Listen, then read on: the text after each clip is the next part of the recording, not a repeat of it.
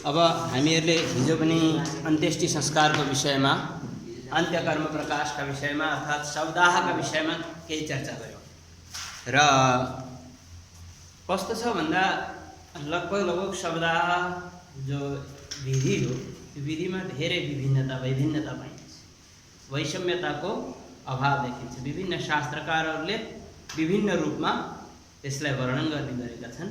विशेष गरी हामीहरूले ध्यान दिनुपर्ने कुरा के भन्दा अन्त्येष्टि कर्म 16 संस्कार मध्ये अन्तिम संस्कार अन्त्य संस्कार अथवा अन्त्येष्टि कर्मका बारेमा चारवटा मुख्य रूपले चारवटा ग्रन्थहरूलाई हामीहरूले आधार लिन सक्छौँ।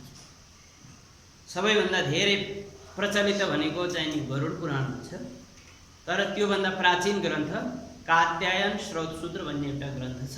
त्यसमा चाहिँ नि कात्यायन श्रौतसूत्रको छन्दोग परिशिष्ट भागमा श्राद्धका विषयमा वर्णन गरिएको छ।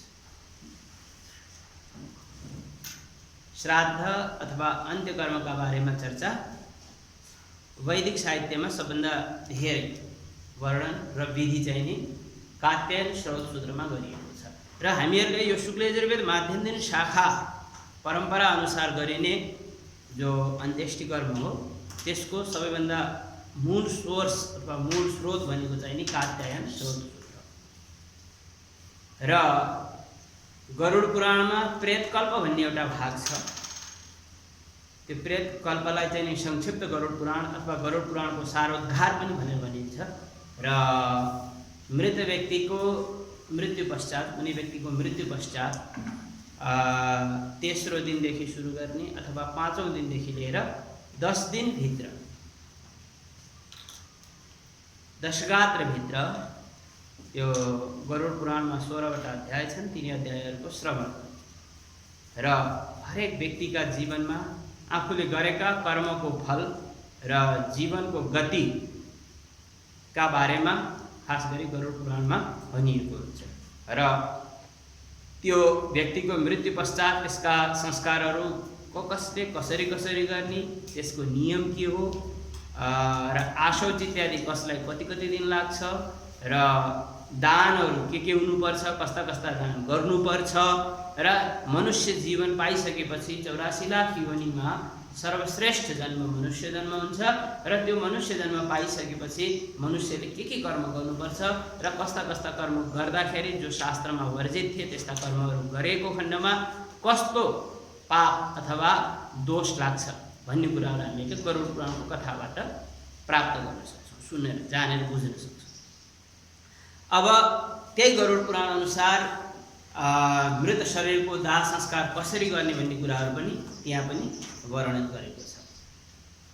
कतिपय ठाउँमा कस्तो छ भन्दा लोकाचार अनुसार ठाउँ अनुसार अलग स्थान अनुसार क्रिया गर्ने प्रक्रिया, दाह संस्कार गर्ने प्रक्रिया, त्यसपछि दाह संस्कार पछि गरिने 10 दिन 12 दिन अथवा 13 दिनभित्र गरिने क्रियाहरू र वर्ष पर्यन्त गरिने क्रियाहरू सपिण्डीकरण गरिसकेपछि पनि अन्तिम श्राद्ध वार्षिकी श्राद्ध गर्दासम्म कसरी गर्नुपर्छ भन्ने कुराहरूका नियमहरू अलग स्थानमा अलग जातिहरूमा र देशकाल परिस्थिति अनुसार अलग तरिकाले गर्ने गरिन्छ। त्यसका लागि विभिन्न शास्त्रीय वाक्यहरू प्रमाणहरू पनि छन् र केही लोकाचारहरू पनि छन्। ती लोकाचार शास्त्रीय परम्परा प्रमाणहरूलाई आधार मानेर आफ्नो ठाउँमा चलेको परम्परालाई जीवित राख्ने प्रयास हामीले गर्नुपर्छ है। अब हिजो हामीहरूले शवदाह गर्दाखेरि कसरी शवदाह गर्ने भन्ने कुराहरू हामीहरूले हिजो चर्चा गर्यौँ।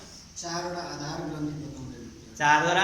आधार ग्रन्थमा पहिलो आधार ग्रन्थ कात्यायन श्रौतसूत्र, दोस्रो आधार ग्रन्थ याज्ञवल्क्य स्मृति, तेस्रो आधार ग्रन्थ मनुस्मृति र चौथो आधार ग्रन्थ गरुड पुराण सारोद्धार प्रेतकल्प पनि भनेर भनिन्छ। यी चारवटा चाहिँ नि आधार ग्रन्थ हुन् अन्त्येष्टि कर्मका बारेमा अथवा मृत्युपछि गरिने संस्कारका बारेमा पूर्ण रूपले वर्णन गरिएका।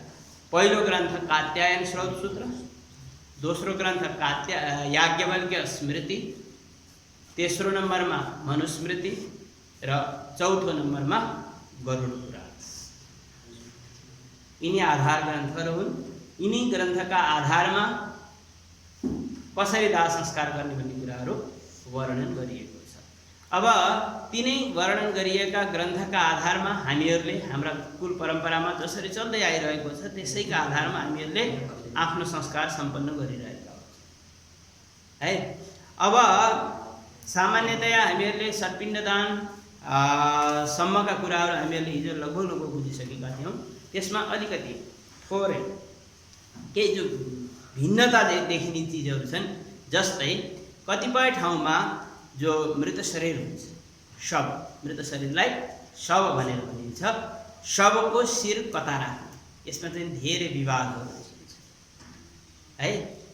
कतिपय ठाउँमा शवको शिर पूर्वतिर राखेर त्यहाँ दाह गरेको पनि देखिन्छ, यसको लागि पनि प्रमाण छ। उत्तरतिर शिर राखेर गर्नु भनेर गरुड पुराणले नै भनेको छ। शिर जो मृत शरीर हो शवको शिर उत्तरतिर हुनुपर्छ भनेर चाहिँ नि गरुड पुराणमा उल्लेखित छ। भने पूर्वमा हुनुपर्छ भन्ने कुराहरू पनि गरुड पुराण, याज्ञवल्क्य स्मृति इत्यादिमा वर्णन छ। भने छन्दोग परिशिष्ट, कात्यायन स्रोतसूत्रको छन्दोग परिशिष्टले त स्पष्टै निर्देश गरेको छ शवको शिर दक्षिण दिशामा हुनुपर्छ। भने कतिपय ठाउँमा चाहिँ नि सामवेदी, हामी चार वेदका अनुयायी हुन्छौँ, त सामवेदीहरूको शिर दक्षिणतिर गर्ने, अरूको शिर चाहिँ नि उत्तरतिर गर्ने भनेर पनि लेखेको पाइन्छ हैन। त्यस सम्बन्धित केही प्रमाणहरू छन्। ती प्रमाणहरू मैले यहाँ लेख्न चाहेँ, त्यो हामीहरूले लेखौँ है।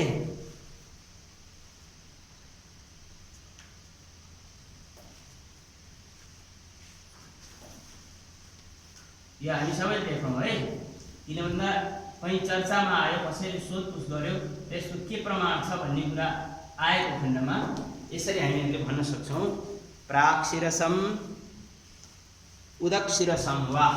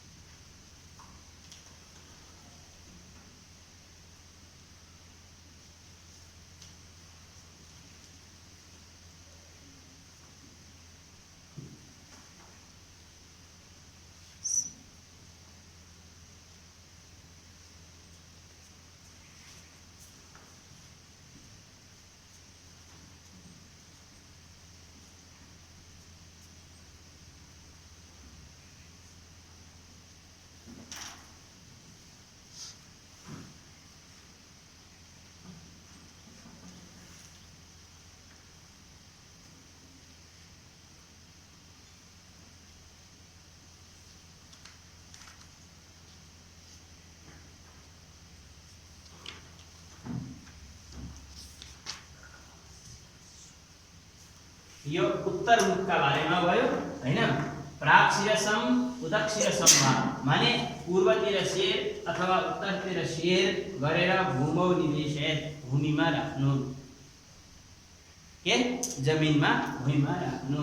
ततो नीत्वा श्मशानेषु, त्यसपछि श्मशानमा लगेर पनि स्थापयत उत्तरामुखम, उत्तरतिर स्थापना गर्नु, चिताको चाहिँ नि शिर उत्तरतिर गर्नु भनेर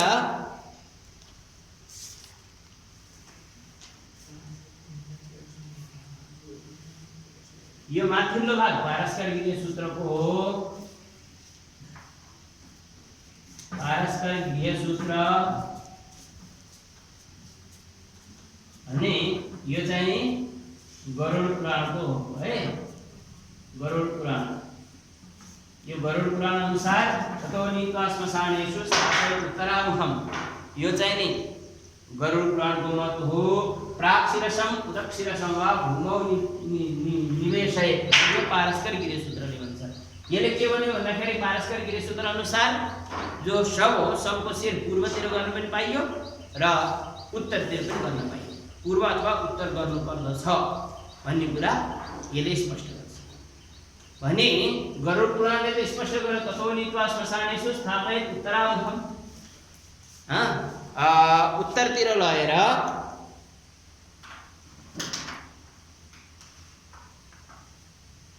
उत्तरतिर चाहिँ नि शिर गर्नुपर्छ है भनेर भन्छ।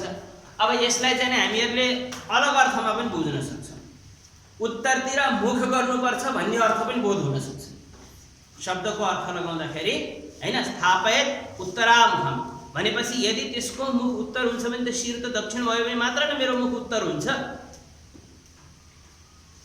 के शवको मुख उत्तरतिर हुनुपर्छ भनेपछि शवलाई सिधा गरेर सुताउँदाखेरि शवको शिर यदि दक्षिण भयो भने मात्रै त्यसको मुख उत्तर हुन्छ। त्यो कुरा पनि ध्यान राख्नु है। त्यसो हुँदाखेरि उत्तराभिमुखको विषयमा यसलाई यही उसले पनि खण्डन पनि गरिदिन सक्छ। यसले त के भन्यो भन्दाखेरि ततो नीत्वा श्मशानेषु स्थापयेत् उत्तरामुखम्, उत्तरतिर मुख गर्नु भनेको छ। उत्तरतिर शिर त भनेको छैन, मुखको भाग उत्तरतिर गर्नु भन्ने अर्थ पनि हुन सक्छ है। त्यसो हुँदाखेरि यहाँ चाहिँ नि आएर के गर्नु पर्यो भन्दाखेरि ग्राम वचनं च कुर्यो, आफ्नो गाउँको कस्तो परम्परा छ, हाम्रा पूर्वजहरूले के गर्दै आइरहेका छन् त्यो कुरा पनि बुझ्नु पर्यो है। त्यसो हुँदाखेरि किन भन्दा लगभग शब्दा गर्दाखेरि कुनै न कुनै मान्छे यस्ता त उपस्थित अवश्य रूपमा हुन्छन् जो कैयौँ शवको दाह संस्कारमा सहभागी बनिसकेका है। त्यसो हुँदा उनीहरूलाई लगभग थाहा हुन्छ। तर पनि हामी पाण्डित्य कर्म गर्न जाँदाखेरि हामीले पनि जान्नु नै पर्छ। गाउँलेलाई थाहा हुन्छ भन्दैमा हैन, अथवा त्यो कुटुम्बका मान्छेलाई थाहा छ भन्दैमा पण्डितले नजान्न त हुँदै भयो। पण्डित भइसकेपछि त पाण्डित्य कर्म गर्न पुरोहित बनिसकेपछि हैन, त्यो पुरको हित चाहने व्यक्तिलाई पुरोहित भनेर भनिन्छ। पुर भनेको ठाउँ, कुनै ठाउँ विशेषको चाहिँ हित चाहने व्यक्तिलाई पुरोहित भनिन्छ। त पुरोहितले यदि आफ्नो पुरको आफ्नो ठाउँको स्थानको चाहिँ यदि कल्याण गर्न चाहन्छ भने त्यस विषयमा उसको जानकारी पूर्ण हुनु पर्यो। अल्पविद्या भयङ्करी भन्छन् के। अल्पविद्या भयङ्करी भनेको थोरै जानेको मान्छे चाहिँ नि बडा खतरनाक हुन्छ। त्यस्तै चाहिँ एउटा हिन्दीमा सानो कहावत छ, त्यसमा लामो होला, मलाई थोरै छ। अधजल गगरी छलकत जाए भन्छन् के अधजल गगरी छलकत जाए भनेको के तिमीले बुझ्या छौ? पानी बोक्दाखेरि गाउँमा तिमीले कसैले पानी बोकेका छौ? डोकोमा गाग्रीमा पानी भरेर त्यहाँ चाहिँ डोकोमा बोकेर हिँडेका छौ कोही मान्छे हैन? भने के हुन्छ भन्दाखेरि त्यसमा चाहिँ आधा पानी गयो भने त्यो गाग्री हल्लिएको हल्लै हुन्छ। हिँड्दा घरि यता हुन्छ, घरि उता हुन्छ, हल्लिन्छ, त्यहाँ चाहिँ पोखिन्छ, आफू भिजिन्छ है। त्यस्तै यदि हामीले जुन कर्म गर्न जाँदैछौँ त्यो कर्मका विषयमा यदि पूर्ण रूपले जानकारी गरेनौँ भने के हुन्छ भन्दाखेरि अधजल गगरी छलकत जाए जस्तै हुन्छ हैन। आफूलाई त्यसले भिजाउँछ, अर्थात् त्यसको दुष्परिणाम आफूमाथि आउन सक्छ। त्यस हुँदाखेरि कुनै पनि विषय, कुनै पनि काम गर्न जाँदाखेरि हामी चाहिँ त्यस विषयमा दक्ष हुनुपर्छ। जस्तै हामी मोटरसाइकल किन्छौँ नि, मोटरसाइकल किन्नुभन्दा पहिला हामीले ड्राइभिङ लाइसेन्स बनाउनुपर्छ। ड्राइभिङ लाइसेन्स बनाउन जाँदाखेरि कैयौँ कति अप्ठ्यारा चिजहरू त्यो ड्राइभिङको लाइसेन्सको लागि जाँदाखेरि ट्रायल इत्यादि दिँदाखेरि बडा अप्ठ्यारो ठाउँबाट गुज्रिनुपर्छ। त्यसमा यदि सफल भयो भने मात्र त्यो मान्छेले चाहिँ यो गाडी चलाउन सक्छ है भनेर सरकारले अथवा त्यो विभागले, सडक यातायात विभागले हामीलाई लाइसेन्स दिन्छ। लाइसेन्स पाइसकेपछि हामीहरू त्यो साधनलाई प्रयोग गर्न सक्छौँ। त्यस्तै हामीहरूले यदि कुनै कर्म गराउन लाग्यौँ भने त्यो कर्मका बारेमा राम्रोसँग जान्नुपर्छ हैन। यदि हामीले त्यसलाई राम्ररी जानेनौँ भने धेरै कुराहरू हुन सक्छन् हैन, अथवा हामीहरूको अपयश हुन सक्छ। त्यसो हुँदाखेरि हामीले यस्तो कर्म कदापि गर्नु भएन जो शास्त्रमा वर्जित गरिएको होस्। शास्त्रले यो गर्न हुन्न है भनेका कुराहरूलाई हामीले गर्नु हुँदैन। र साथमा केही कुराहरू चाहिँ खास गरी सबै ठाउँ चाहिँ नि ग्राम वचनको चाहिँ नि मान्यता पनि हुँदैन, केवल 2 ठाउँ मात्र विवाह र श्मशान क्रिया हो है। किन भन्दा यसै शब्दको अर्थ 2वटा हुन्छ हैन। ततो नीत्वा श्मशानेषु स्थापयेत् उत्तरामुखम भनेर भनेको छ, उत्तरतिर मुख गरेर श्मशानमा शिर राख्नुपर्छ भन्ने अर्थ भयो। उत्तरतिर मुख गर्नुको अभिप्राय शिर यदि दक्षिणमा भयो भने मात्र मुख उत्तर हुन सक्छ है। तर लोकव्यवहारमा के देखिन्छ भन्दाखेरि यही श्लोकको अर्थलाई के भनेर भनिएको छ भन्दाखेरि शिर उत्तरतिर हुनुपर्छ भनेर भनिन्छ। र यदि पितृकर्म गर्ने मान्छेले त्यसको जो कर्ता जसले पिण्डदान आदि कर्म गर्छ त्यसको मुख त दक्षिणतिर हुन्छ है। अब यदि पिण्डदान गर्दाखेरि अपसभ्य भएर पिण्ड दक्षिणतिर सेलाउनु पर्छ भन्ने वाक्यका आधारमा यदि त्यो शवको शिर उत्तरतिर गयो भने, उत्तरतिर राखियो भने दक्षिणतिर पिण्डदान गर्दाखेरि त खुट्टातिर भयो, व्यक्तिलाई चाहिँ पछाडि पारेर पिण्डदान हुने भयो। त्यसो हुँदा यहाँ कहीँ कहीँ अव्यवहारिकता जस्तो लाग्छ, तर पनि त्यसमा मैले साह्रै केही खण्डन गर्न चाहिने हैन। किन भन्दा हुनसक्छ त्यही चाहिँ अदगरी छल्कत जाए, हुनसक्छ मैले पनि त्यस विषयमा अलिकति केही अल्पज्ञता होला, मलाई पनि त्यस विषयमा पनि पुरा जानकारी नहोला हैन। अन्य स्थानहरूमा अन्य रूपमा वर्णन भएका होला इत्यादि इत्यादि है। तर गरुड पुराण भन्दा महत्त्वपूर्ण प्रमाण भनेको कात्यायन श्रौत सूत्र हुन्छ श्राद्ध कल्पका लागि, श्राद्धका विषयका लागि। भनी कात्यायन श्रौत सूत्रले के भन्छ है, ल हेरौँ है, यो पनि देखौँ। भूप्रदेशे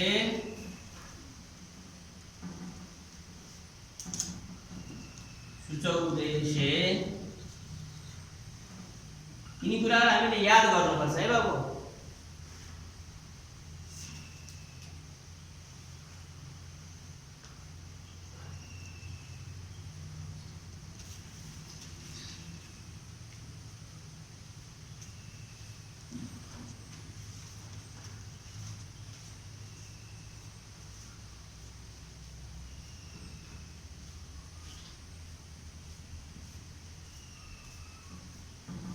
भूप्रदेशे शुचौ देशे पश्चात् चित्यादि लक्षणे,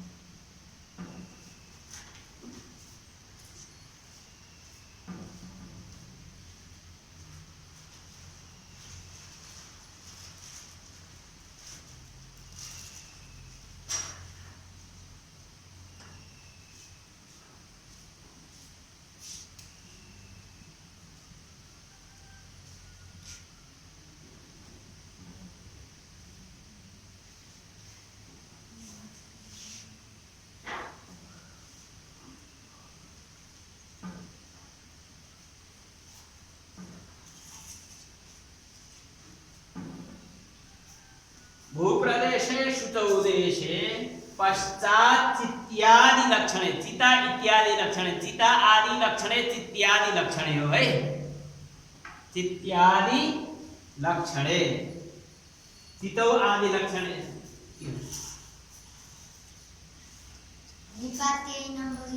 तत्रोत्थानं निपात्यैनं दक्षिणा शिरसं मुखे, शिर चाहिँ नि दक्षिणतिर हुनुपर्छ भनेर यसले भन्छ। बुझ्यो कुरा केही?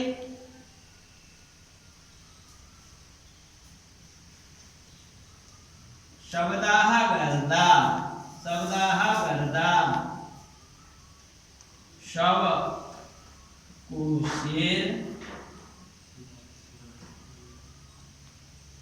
कुन दिशामा हुनुपर्दछ भन्ने प्रश्न है। कुन दिशामा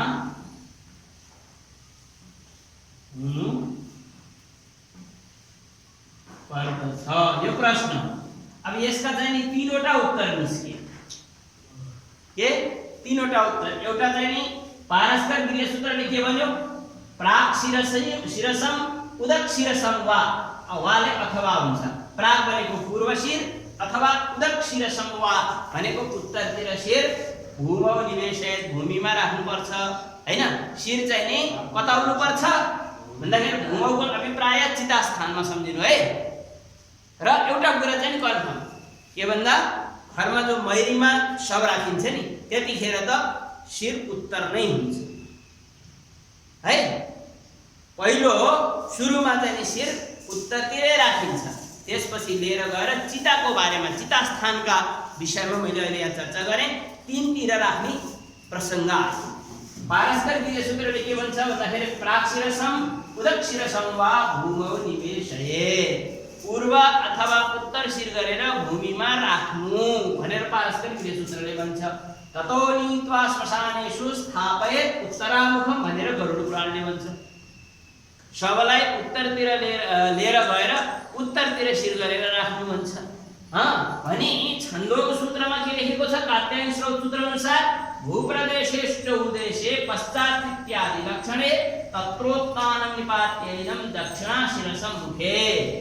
एक त शवको मुख आकाशतिर हुनुपर्छ, सबभन्दा पहिला माथि फर्किएको हुनु पर्यो। घोप्टे पारेर उल्टे पारेर या कोल्टे पारेर त्यहाँ शव राख्नु मिलेन। शवलाई चाहिँ नि माथि आकाशतिर फर्किएको मुख हुनु पर्यो पहिलो कुरो। त्यसपछि शिर चाहिँ नि कता हुनु पर्यो भन्दाखेरि यो कात्यायन स्रोत सूत्र अनुसार कात्यायन महर्षि कात्यायनका अनुसार शिर दक्षिण दिशामा हुनु पर्यो। के बुझ्यो कुरा? शिर कता हुनु पर्यो? दक्षिण दिशामा हुनु पर्यो है। ल अब हामीहरूले शव लिएर गइसकेपछि शवदाह गर्दाखेरि शिर कता राख्ने भन्ने विषयमा आज केही कुराहरू शङ्का समाधान गर्यौँ हैन। कुनै मान्छेले केही सोधिहाल्यो भने कता शिर गर्ने भन्दाखेरि ठिक छ, त्यसमा चाहिँ हामीहरूले कसैलाई कहीँ पनि साह्रै आपत्ति गर्नु पर्दैन। किन भन्दा तीनतिर शिर राख्ने प्रमाण हामीसँग अलरेडी छ। पूर्व राखे पनि, उत्तर राखे पनि, दक्षिण राखे पनि। तर अब आफ्नो गाउँको कुलको के परम्परा छ त्यो परम्परालाई एक ठाउँ राख्नु पर्यो, परम्परालाई पनि आत्मसात गर्नु पर्यो, मान्नु पर्यो है। र यदि शास्त्रकै प्रमाणको विचार गर्ने हो भने यिनी तीनवटा आधार ग्रन्थहरू हुन्। यिनी ग्रन्थहरू चारवटा आधार मध्येमा तीनवटाको यहाँ वर्णन गरियो। यिनीमा सबैभन्दा महत्त्वपूर्ण यो मानिन्छ कात्यायन स्रोत सूत्र पछि नै पौराणिक काल पछिको कुरा है। वेद पछि गृहसूत्र स्रोत सूत्र गृहसूत्रको निर्माण भयो है। त्यसो हुँदा स्रोत सूत्रले भनेको कुरा सबभन्दा पहिला मान्नुपर्छ है। त्यसपछि परिष्कृत हुँदै सरलताका लागि पुराणहरू बनेका। त्यसो हुँदा हाम्रो जो सबैभन्दा पहिलो चाहिँ नि मुख्य आधार ग्रन्थ कात्यायन स्रोत सूत्र। कात्यायन स्रोत सूत्र अनुसार दक्षिण शिर हुनुपर्छ, यो मेरो मान्यता, मैले बुझे अनुसार है। अब लोकमा के चलेको छ त्यो कुरा चाहिँ नि त्यो लोकका मान्छेसँग बुझेर त्यस हिसाबले हामीले गर्नुपर्छ। अब यहाँ शव स्थापनको विषयमा भयो। त्यसपछि हिजो हामीले चर्चा गरेका थियौँ शव कसरी लैजाने, 6वटा पिण्डदानहरू हुन्छन् हैन। ती 6वटा पिण्डदानमा पनि केही कुराहरू छन्। 6वटा पिण्डदानमा पनि केही कुराहरू, षट पिण्डदान हैन।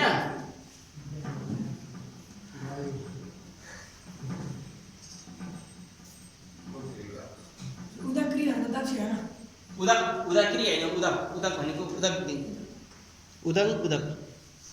उदक भनेको जल पनि हुन्छ।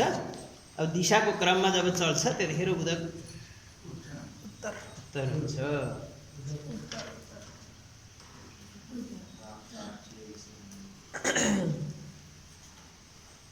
मैले अब यसलाई मेटाएँ है।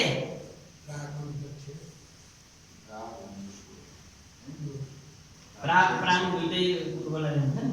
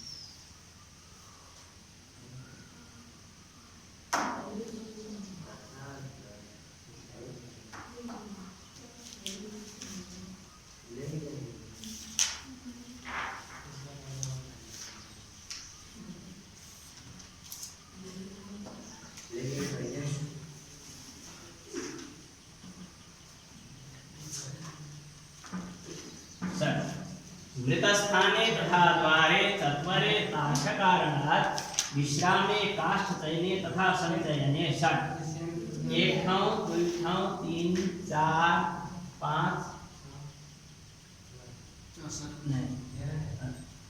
4 5 1 2 3 विश्राम काष्ठचयने यहाँ एउटा यो भयो काष्ठचयने कति भयो 1 2 3 4 5 6 छवटा मृत्यु स्थान पहिलो हैन त्यसको चाहिँ नाम शव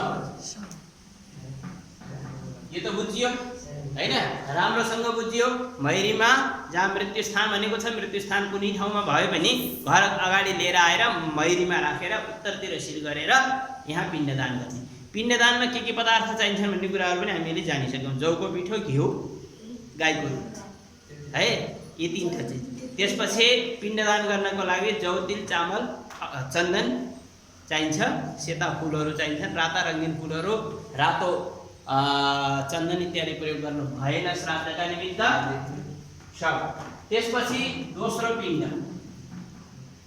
पान्थ हैन पान्थ भनेको यो अब हामीहरुले जब सब उठाउँछौं नि सब उठाउँदाखेरि प्राय यहाँ चारवटा पिण्ड चाहिँ लगभग धेरै जसोले घरमै गर्छ यदि सब यात्रा गर्दाखेरि काँधमा सब लिएर जहाँ दाह संस्कार गर्ने हो त्यहाँसम्म यदि पुरै हामी सबै सबलाई लिएर गइयो भने त हरेक ठाउँमा हामीहरूले विश्राम इत्यादि स्थानमा पनि हैन काष्ठ सञ्चयनमा प्रत्येक ठाउँमा जहाँ जहाँ भनेको छ 6 ठाउँमा जो हामीहरूले पिण्डदान गर्न सक्छौं तर आजको परिस्थितिमा प्राय धेरै जसो मान्छेहरूले काँधमा लिएर भन्दा पनि अब टाढा सब दाह गर्न लिएर जाने स्थिति आउँछ त्यस्तो परिस्थितिमा के गर्ने गर्छन् भन्दा चारवटा पिण्ड चाहिँ घरको मैरीमै दिने गर्छन् र दुईवटा पिण्ड गएर तटमा दिने गर्छन् एउटा चिताभूमिमा अर्को चाहिँ नि पछि साधक नामक जो पिण्ड हुन्छ चितामाथि दिने गरिन्छ है अब पहिलो शव दोस्रो पान्थ यदि हामीले चारवटालाई 6वटै पिण्डदान अलग अलग ठाउँमा जहाँ भनेको छ त्यही यदि गर्न सक्यौं भने पहिलो शव मृत्यु स्थान पान्थ अब लिएर जाने बेलामा हैन तेस्रो चाहिँ नि चत्वर खेतर नामक जो पिण्ड हो त्यो खेतरलाई चाहिँ नि चत्वर भनेको चौराहा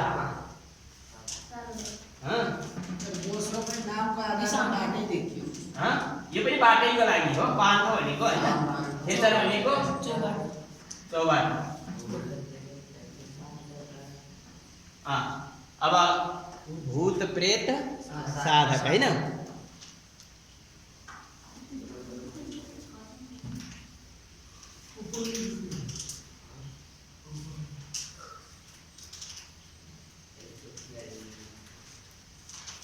मृत्यु स्थानमा किन गर्दा त्यहाँ भूमिका देवता प्रसन्न हुन्छन् त्यसलागि भूमिका देवताहरूको प्रसन्नताका लागि मृत्यु स्थानमा शव नामक पिण्डदान गर्ने द्वार देशमा चाहिँ पिण्डदान गरेर त्यहाँ घरमा भएका वास्तु इत्यादि देवताहरू प्रसन्न हुन्छन् त्यसका निमित्त तेस्रो चौराहामा हैन चौबाटोमा गर्दाखेरि शवमा त्यो शवमा कुनै प्रकारको अप्ठ्यारो परिस्थिति आउँदैन है चौथो विश्राम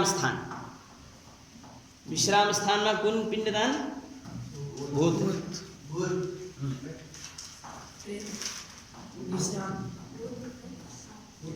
विश्राम स्थान निर्धारण गरिएको हुन्छ विश्राम स्थान है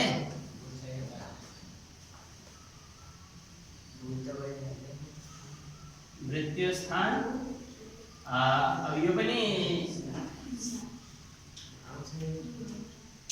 घरको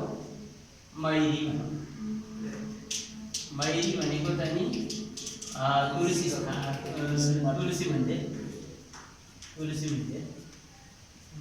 मन्दिर अथवा मठ तुलसीको मठ या मन्दिर त्यही घर है चौबाटो विश्राम स्थान पाँचौं काष्ठ सञ्चयन हैन त्यहाँ चाहिँ प्रेत नामक पिण्डदान गरिन्छ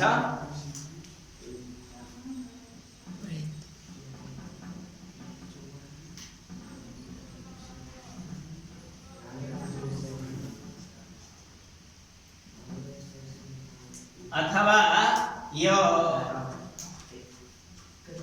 दुईवटा चिताभूमिमा पनि काष्ठ सञ्चय भनेर प्रेत सञ्चय नि चिताभूमि जहाँ चाहिँ नि चिता लगाउने हो त्यो ठाउँ है। र अन्तिममा जो साधक हुन्छ साधकका पनि दुईटा पक्ष छन्। कतिपयले चाहिँ नि मृत्यु मतलब दाह संस्कार गरिसकेपछि अन्तिममा पिण्डदान गर्छन्, साधक नामक पिण्डदान गरेर त्यहाँ त्यो सफाइ गरेर पिण्डदान गरेर हिँड्ने गर्छन् भने अब त्यहाँ पनि लोकाचार हेर्नु पर्यो है। भने कतिपय ठाउँमा के हुन्छ भन्दाखेरि अब दाह संस्कार गर्नको लागि दागबत्ती दिनुभन्दा अगाडि स्नान इत्यादि गरेर त्यो शरीरमा कपडाहरू फेरेर जनै इत्यादि धारी छ भने जनै इत्यादि लगाइदिएर हैन, त्यसपछि त्यसको छातीमा या हातमा चाहिँ नि पिण्डदान साधक नामक पिण्डदान दिने गर्दछ। त्यो पनि हामीहरूले त्यहाँको लोक परम्परालाई हेरेर गर्नु पर्यो। अथवा हामीहरूले जहाँ दुई चारवटा कार्यक्रम गराउन थालिसकेपछि कुन क्षेत्रमा के को प्रायोरिटी छ, के को प्रधानता छ, कस्तो विधि चलिरहेछ त्यो हामीहरूलाई थाहा होइन। एउटा दुईटा कार्यक्रममा हामीहरू सहभागी भयौँ भने त्यसपछि यसपछि त यो यहाँ गर्दा रहेछन् भन्ने बुझिन्छ। त्यही हिसाबले हामीले आफूले गर्नुपर्दछ।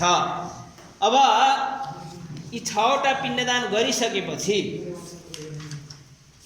अब एउटा बिचमा कपाल क्रिया गरिन्छ होइन। कपाल क्रियामा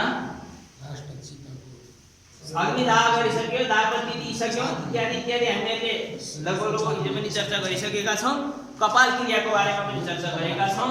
कपाल क्रिया गृहस्थीहरूका लागि त्यो एउटा चाहिँ नि जो बोकेर लिएर जाँदाखेरिको बाँस हुन्छ त्यसैले प्रयोग गरेर त्यसैले कपाललाई हानेर त्यहाँ चाहिँ नि त्यतिखेर सबै गएका मान्छेहरूले आँखाबाट आँसु झार्छन्, सकेसम्म डाँको छोडेर रुनी भन्छन् है। त्यहाँ एकपालि त्यहाँ रुनु पर्यो है। त्यसमा जो पुत्र हुन्छ जसले दागबत्ती दिएको हुन्छ उसले 7वटा संविधा लिन्छ। के गर्छ? 7वटा संविधा लिन्छ है। ती संविधाहरूलाई प्रत्येक परिक्रमा अनुसार प्रत्येक परिक्रमामा उसले चाहिँ नि 51टा संविधाहरू ओम क्रव्यादाय नमस्तुभ्यम, पण्डितजीले भन्ने ओम क्रव्यादाय नमस्तुभ्यम मन्त्र पाठ गर्दै 7वटा संविधा प्रत्येक परिक्रमामा 51टा आहुति दिन्छ।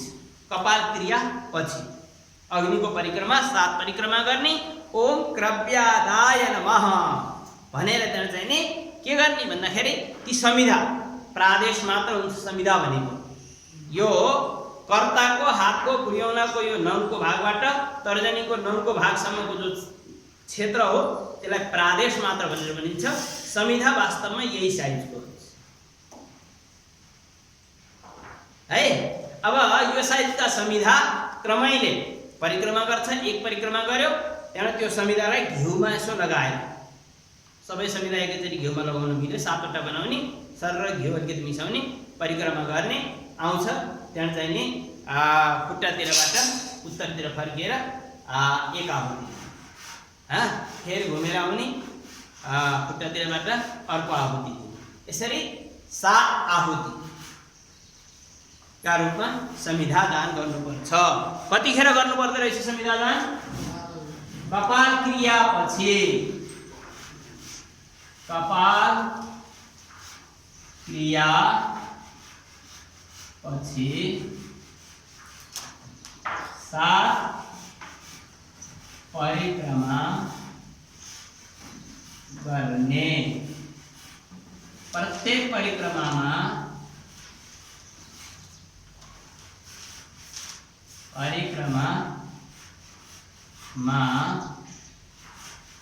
एक संविधा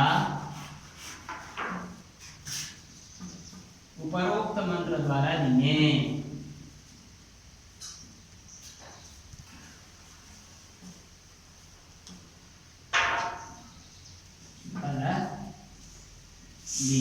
बुझ्यो कुरा? प्रत्येक परिक्रमामा है। अब यो भयो हामीहरूले चाहिँ नि कपाल क्रियापछि गर्ने। अब त्यसपछि यही बिचमा हामीहरूले जानौँ अझै के भन्दा पञ्चकमा मृत्यु कसैको भयो भने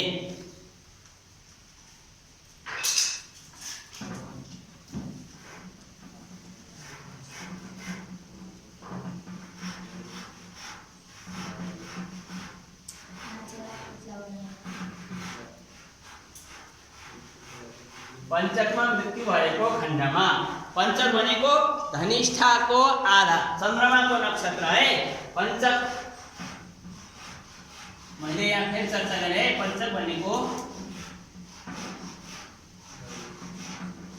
धनिष्ठा नक्षत्रको उत्तरार्ध भाग एउटा भयो हैन। पञ्चक भनेको एउटा एक धनिष्ठापछि शतभिषा पुरा नक्षत्र, यो चाहिँ अब 2 सम्झिनु पर्यो। पूर्वा भाद्रपद नक्षत्र, यो चाहिँ 3 सम्झिनु पर्यो। उत्तरा भाद्रपद नक्षत्र, यो 4थो सम्झिनु पर्यो। र रेवती। जबसम्म यो नक्षत्र हुन्छ यतिका बीचमा यदि कसैको मृत्यु भयो भने त्यसको मृत्यु पञ्चकमा भयो भनेर जान्नु के। यदि मृत्यु धनिष्ठा नक्षत्रको उत्तरार्धपछि तत्काल पण्डितजीसित मान्छे बित्ना साथ सोध्ने के भन्दाखेरि ए गुरु यसो हेर्नुहोस् त पञ्चक त परेको छैन भनेर सोधिहालिन्छ गाउँघरमा। भने जस्तै बच्चा जन्मिँदाखेरि तत्काल के सोधिन्छ, ए गुरु यसो हेर्नु त बच्चा मूल त परेको छैन भनेर बच्चा जन्मिँदा मूलको कुरा हुन्छ। भने मृत्युमा चाहिँ नि पञ्चकको कुरा हुन्छ है। त्यसो हुँदाखेरि पञ्चकमा मृत्यु छ कि छैन भनेर जान्नका लागि हामीले के गर्नु पर्यो, तत्काल पात्र हेर्न जानु पर्यो। पात्र हेर्दाखेरि पात्रमा चाहिँ नि जुन दिन त्यो व्यक्तिको मृत्यु भएको हो त्यस दिन धनिष्ठा नक्षत्रको आधा बितिसकेपछि यदि मृत्यु भएको रहेछ भने त्यसको मृत्यु पञ्चकमा भयो भनेर जान्ने। पञ्चकमा मृत्यु भइसकेपछि अब गर्ने के त 5वटा पुतला बनाउने, पुत्तल दाह संस्कार पूर्वक शवदाह गर्नु पर्दछ है। पुतला भन्छौँ नि हामीले, त्यो पुतलालाई चाहिँ नि संस्कृतमा पुत्तल भनेर भन्छ। त्यही पुत्तल शब्द चाहिँ अपभ्रंश भएर पुतला बन्यो है। पुतला पुत्तल दाह गर्ने भनेको पुतला दाह गर्ने जलाउने है। कतिवटा भन्दा 5वटा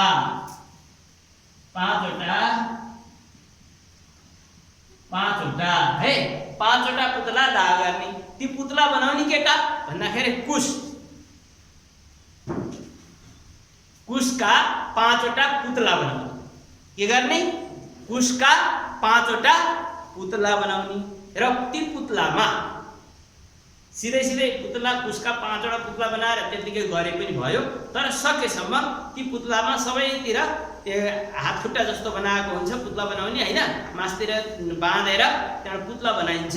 त्यो पुतला बनाइसकेपछि त्यसमा जौको पिठोले सप्पल लगाइदिने। पुतलालाई चाहिँ नि जौको पिठो, जस्तै अब यो पुतला भयो भने चारैतिरबाट जौको पिठोले बेर्दिने। के गर्ने, जौको पिठोले पुतलालाई बेर्ने है। बेरेपछि त्यो अब कसरी त्यसको दाह गर्ने, 2टा विधि छ त्यसमा पनि है। त्यसो हुँदाखेरि यहाँ यस्ता मतान्तरका कारणले के छ भन्दाखेरि हाम्रा चाहिँ नि आचार्यहरूले पनि रामवचन चाहिँ गुरियो भनेर अलिकति आफू बच्न चाहे। किन भन्दा हरेक ठाउँमा भिन्नता हुने कारण हैन। कतिपय ठाउँमा के छ भन्दाखेरि पुतला दाह गर्दाखेरि अतिरिक्त चिता बनाएर साना 5वटा चिता बनाउँछन्। ती 5वटा चितामा अलग अलग पुतलाहरू राखेर तिनीहरूको दाह संस्कार गरिन्छ। ती पुतलाहरूका 5वटा पुतलाहरूको नाम पनि छ। ती नाम अहिले मैले देखाउँछु हैन। ती अलग अलग नाम गरेका पुतलाहरूको अलग अलग रूपमा चाहिँ दाह संस्कार पनि गर्ने चलन छ भन्ने एउटा अर्को परम्परा छ। ती 5वटा पुतला बनाएर जो शव छ त्यो शवको शिरमा, हातमा, हृदयमा, पेटमा र खुट्टामा राखेर 5 ठाउँ राखेर शवदाह सित सँगै ती पुतलाहरू जलाउने पनि एउटा विधि हो। पञ्चकमै किन हुन्छ यस्तो? पञ्चकमा चाहिँ नि दोष अब हाम्रो शास्त्रकारले माने, त्यो परम्परा बनाए होइन, कुनै कारण होला। पञ्चकमा यदि मृत्यु हुन्छ भने 5 जना मान्छेलाई चाहिँ नि त्यसले चाहिँ त्यो कुलका 5 जना मान्छेलाई अप्ठ्यारो पार्न सक्छ भन्ने चाहिँ नि त्यस्तो घटनाहरू घट्यो होला कहीँचोटि। उनीहरूले चाहिँ त्यतिखेर मान्छेहरूले अब किन भन्दा हरेक चिज अनुसन्धान गरेर नियम बनाइएका छन् हैन।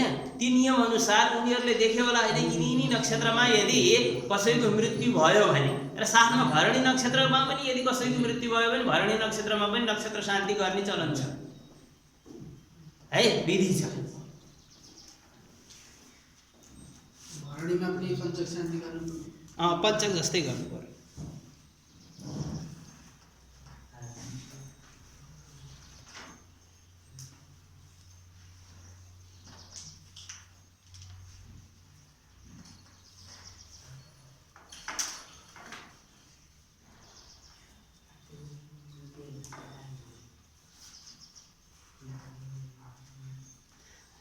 पञ्चकमा चाहिँ 5वटा जो छन् प्रेत, प्रेतै नाम हुन्छ पञ्चप्रेत है। पञ्चकमा दिइने अथवा जलाइने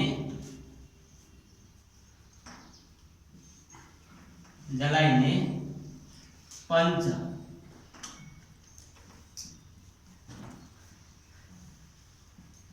प्रेत को नाम है। 5वटा प्रेतहरूका नाम 1 2 3 4 5।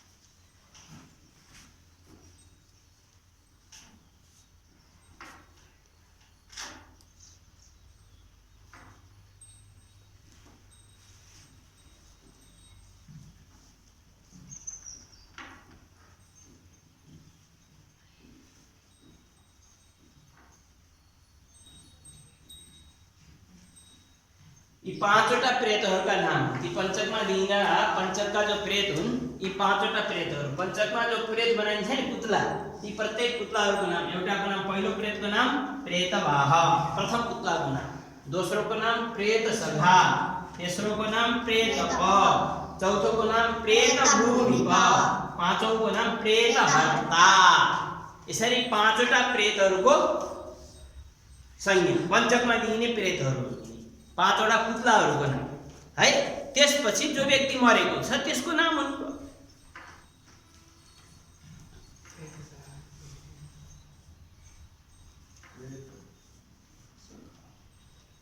अब यो प्रेत यो कसरी गर्ने हैन, उत्तरदाह कसरी गर्ने,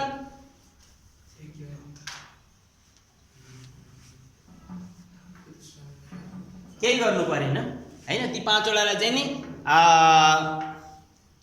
संकल्प गर्नु पर्यो। संकल्प गरिसकेपछि ती पुतलाहरूलाई पूजा गर्ने, संकल्पपूर्वक पूजा गर्ने हैन। पुतलहरूको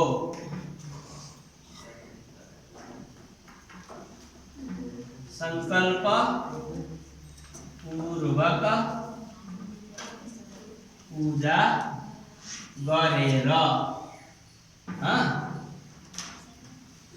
पूजा गरेर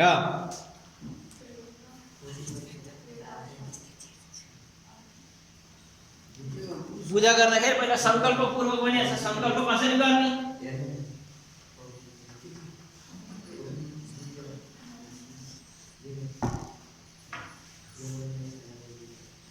पिण्डको नाम हो कि उसको नाम, पुत्तरकै नाम। अब पहिलोचोटि संकल्प किन भन्दा हामीले घरमै संकल्प गरिसकेका छौँ, त्यो व्यक्तिको मृत व्यक्तिको चाहिँ नि दाह संस्कार गरेर लिएर जानका लागि सबभन्दा पहिला चाहिँ नि संकल्प, पूरा संकल्प गर्नु पर्यो। त्यसपछि पूर्वोक्त संकल्प सिद्धिरस्तो अथवा पूर्वोच्चारित ग्रह विशेषण विशिष्टायाम अथवा अद्य पूर्वोच्चारित अद्य पूर्वोच्चारित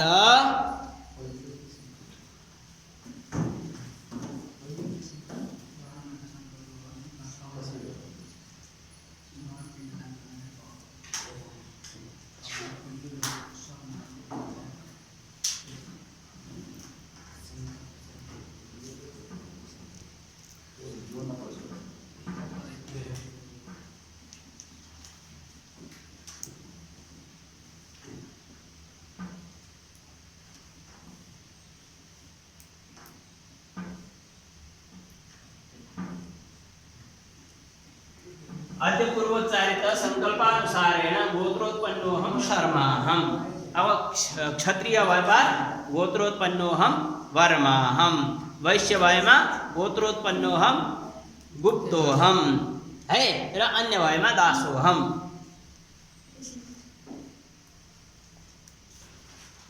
त्यसपछि पुरुष वायमा गोत्रस्य र महिला वायमा गोत्रायाः।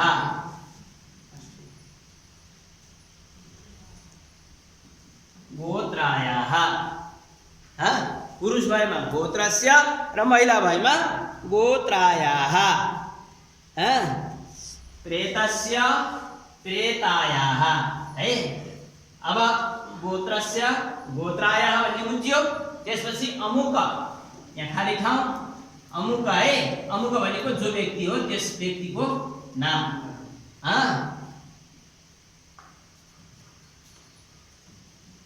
प्रेतस्य अथवा प्रेतायाः।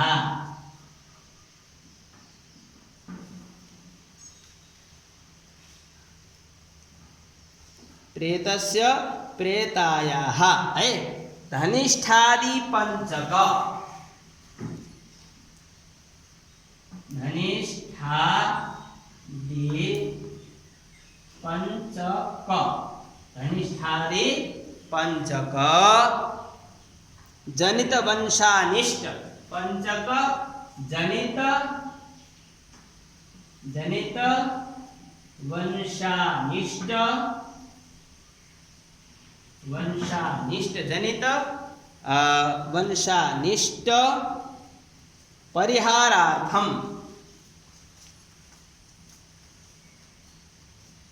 परिहारार्थम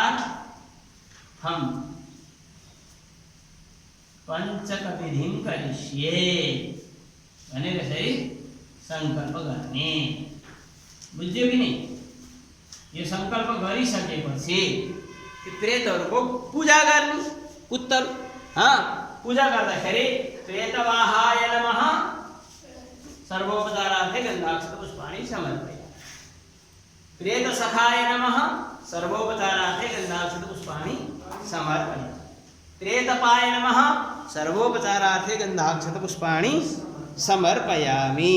अथवा यी सबैलाई चाहिँ नमः नमः भन्ने, त्यहाँबाट इमानी लास्टमा हरेकलाई चाहिँ अर्पण गर्ने है। अन्तिममा हातमा जल्ने नि फूलचन्दन अक्षताले त्यहाँ चाहिँ पूजा गर्ने हैन। ओम प्रेतवाहाय नमः सर्वोपचारार्थे गन्धाक्षतपुष्पाणि समर्पयामि। ओम प्रेत सखाय नमः सर्वोपचारार्थे गन्धाक्षतपुष्पाणि समर्पयामि। ओम प्रेतपाय नमः सर्वोपचारार्थे गन्धाक्षतपुष्पाणि समर्पयामि। ओम प्रेत भूमिपाय नमः सर्वोपचारार्थे गन्धाक्षतपुष्पाणि समर्पयामि। ओम प्रेतहर्त्रे नमः, प्रेतहर्त्रे नमः सर्वोपचारार्थे गन्धाक्षतपुष्पाणि समर्पयामि। त्यसपछि हातमा जल लिने 5 चोटी प्रत्येकलाई चाहिँ नि यो जलले जल छोड्दिने। के गर्ने भन्दा इमानी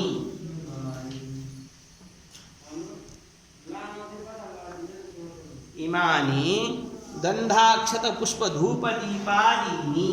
इमानी गन्धाक्षत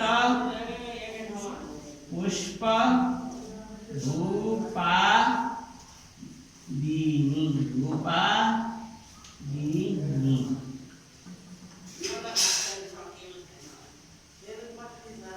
वस्तूनि युष्मभ्यम, एउटै गरे हुँदो रहेछ। वस्तूनि युष्मभ्यम एकैचोटि अर्पण गर्ने हुँदो रहेछ। युष्मभ्यम भनेपछि बहुवचन भयो है। मया दीयन्ते युष्मभ्यम मया दीयन्ते इमानि गन्धाक्षत पुष्पधूपादीनि वस्तूनि युष्मभ्यम मया दीयन्ते दीयन्ते युष्माकमुपतिष्ठन्ताम् युष्माकमुपतिष्ठन्ताम् भनेर जल अर्पण गर्नु। यिनीहरूलाई जल अर्पण गरेको माने हामीले यसरी पूजा गरिसक्यौँ। पूजा गरिसकेपछि यो जलले प्रेतका जो देवताहरू हुन् प्रेतहरू हुन् उनीहरू चाहिँ तृप्त हुन्।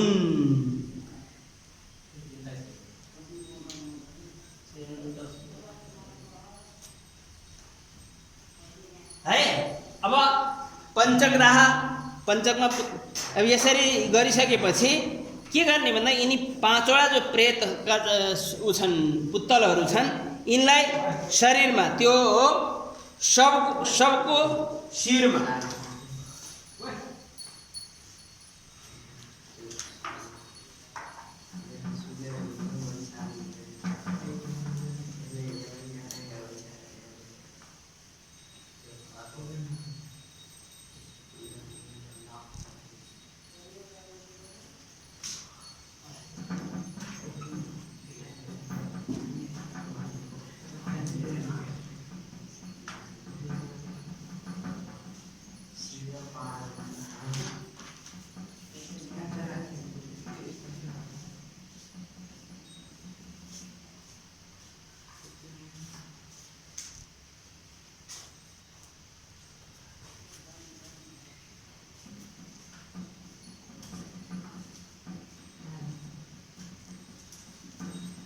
शिरमा चाहिँ प्रेतवाह नामक जो पुत्तल छ प्रेतवाहलाई लगेर शिरमा राख्ने के शवको शिरमा प्रेतवाह नामक जो पुत्तल छ त्यसलाई लगेर शिरमा राख्ने के शिरमा शवको शिरमा प्रेतवाह नामक पुत्तललाई लगेर राख्ने। प्रेत सखा नाम गरेको जो पुत्ला छ त्यसलाई चाहिँ नि आँखामा लगाएर राख्ने। प्रेत सखा नाम गरेको जो पुतला छ त्यो पुतला कहाँ राख्ने? सबको आँखामाथि राख्ने। र बायाँ कोखो भनेको यो कोखो थाहा छ नि? कोखो भनेको यो भाग देब्रेतिर दाहिने देब्रेतिरको बायाँ कोखमा चाहिँ नि प्रेत नाम गरेको पुतला हैन प्रेत लाई लगेर बायाँ कोखमा राख्ने। त्यहाँबाट नाभिमा प्रेत भूमि भनेर नाभिमा राख्ने।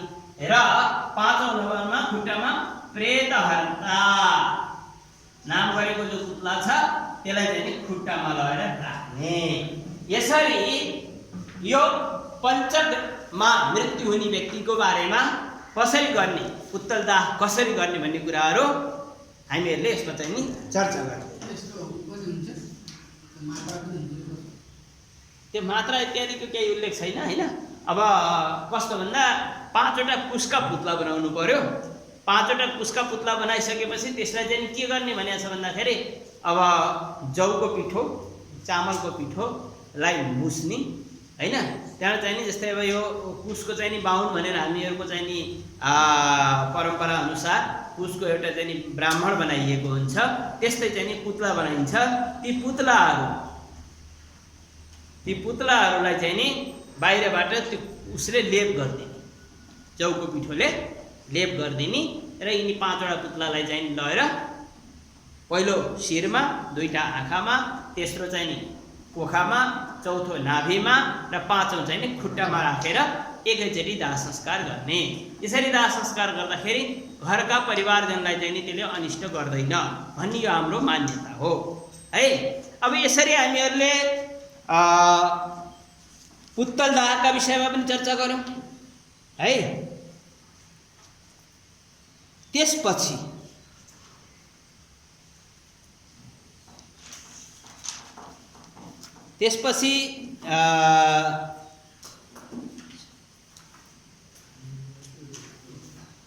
अब जस्तै यो मैले मेटाएँ है, सबै देख्यौँ के हामीहरूले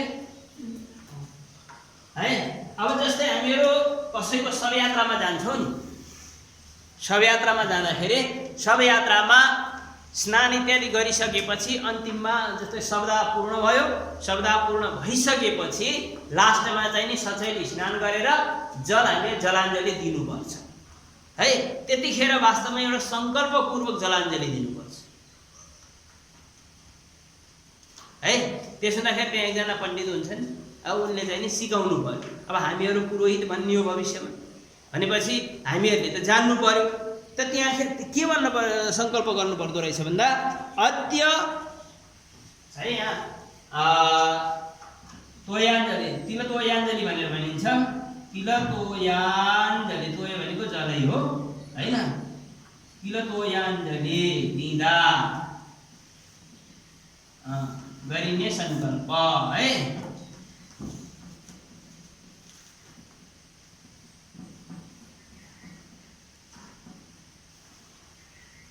अद्य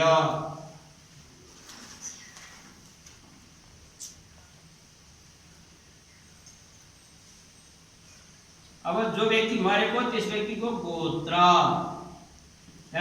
नाम प्रेत, यदि महिला भए प्रेते, प्रेत प्रेते। महिलामा चाहिँ नि गोत्रमा गोत्रे हुन्छ है, गोत्रे महिलाको लागि। त्यसपछि अमुक प्रेते प्रेत प्रेते।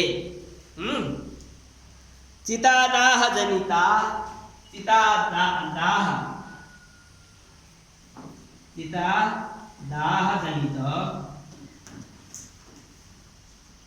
ताप, चितादाह जनित ताप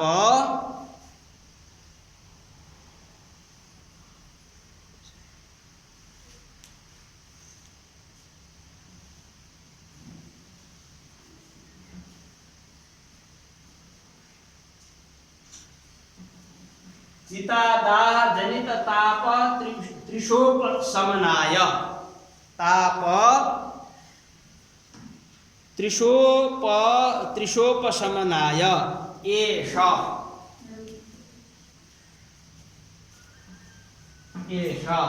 है। तिलतोयाञ्जलिस्ते, तिल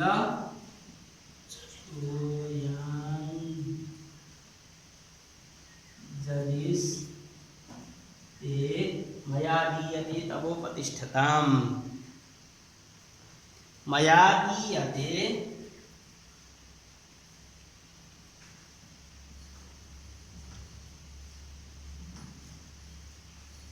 तवोपतिष्ठताम् भनेर 3 चोटि जल दिन। तव तवोपतिष्ठताम्, तव उपतिष्ठताम् अर्थ तवोपतिष्ठताम्। हरेक व्यक्तिले जो चाहिँ नि शवदाहमा सहभागी हुन गएको हुन्छ उस हरेक व्यक्तिले शवयात्रीले 3 अञ्जली जल दिनुपर्छ।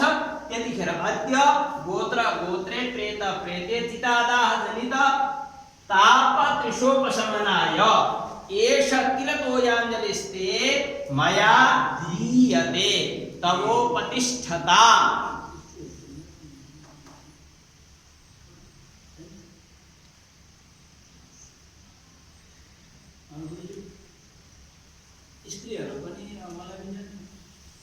स्त्रीहरू त अब नजानी हो के र, अब अचल जान्छ, महिलाहरूलाई जानी है।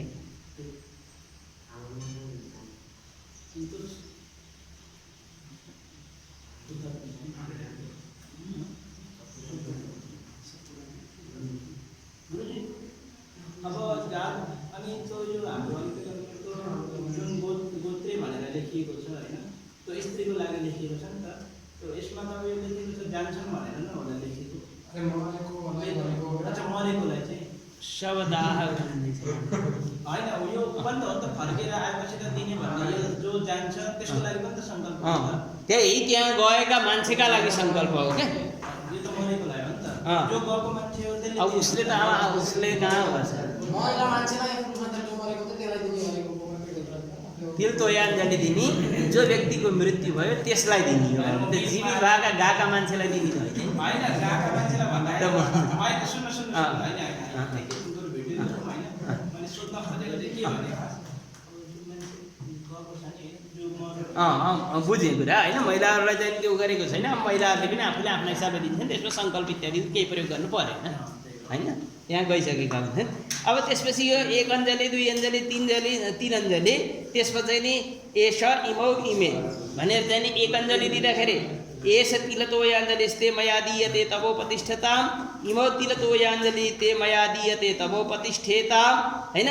त्यहाँबाट चाहिँ नि इमे तिलतोयाञ्जलयः मया दीयन्ते तवोपतिष्ठन्ताम् होइन। एक हात पनि दिँदा मतलब एकचोटि दिँदा एक वचनको प्रयोग गर्नु पर्यो, दुईचोटि दिँदा 2 वचनको प्रयोग गर्नु पर्यो, तीनचोटि तेस्रोचोटि दिँदा 3 चोटिको 3 मतलब बहुवचनको प्रयोग गर्नु पर्यो। यो चाहिँ नि सङ्कल्पपूर्वक तिलतोयाञ्जली गर्ने है। अब त्यहाँबाट फर्केर घर आइसकेपछि घाटमा अब घाटको क्रिया सबै सम्पन्न भयो। तिलतोयाञ्जली गरेपछि त तिलतोयाञ्जली कतिखेर गर्ने भन्दाखेरि व्यक्तिको चाहिँ नि कपाल क्रिया इत्यादि गरेर दाह संस्कार गरेर सम्पन्न भइसक्यो, सबै त्यहाँ सफाइ गरियो। नदी ठुला कुनै नदीका आसपासमा तीर्थस्थलका आसपासमा गरेका छौँ भने त्यो त्यही सेलाइदिनु पर्यो जसले होइन। त्यस्तो ठाउँ नभएर सहरभित्र कुनै दाह संस्कार गर्ने ठाउँ शवदाह गृहहरू भनेका हुन्छन् होइन। ठुला ठुला सहरहरूमा नदीका किनारमा गएर दाह संस्कार गर्न पाइँदैन अथवा व्यवस्था हुँदैन, या ठुला सहरहरूका छेउमा कतिपय ठाउँमा चाहिँ नि नदीहरू त्यस्ता हुँदैनन्। त्यस्तो स्थितिमा के गरिन्छ भन्दाखेरि जो अस्थि बचेको अस्थि हुन्छ कमसेकम एउटा परेवा बराबर अस्थि बचाउनुपर्छ, पूर्ण रूपले जलाउनु हुँदैन है। दाह संस्कार गर्दा कमसेकम अन्तिममा एउटा परेवा जति चाहिँ नि कपोत भनेर भन्छ, कपोत भनेको परेवा जति कमसेकम अस्थि शेष रहन दिनुपर्छ।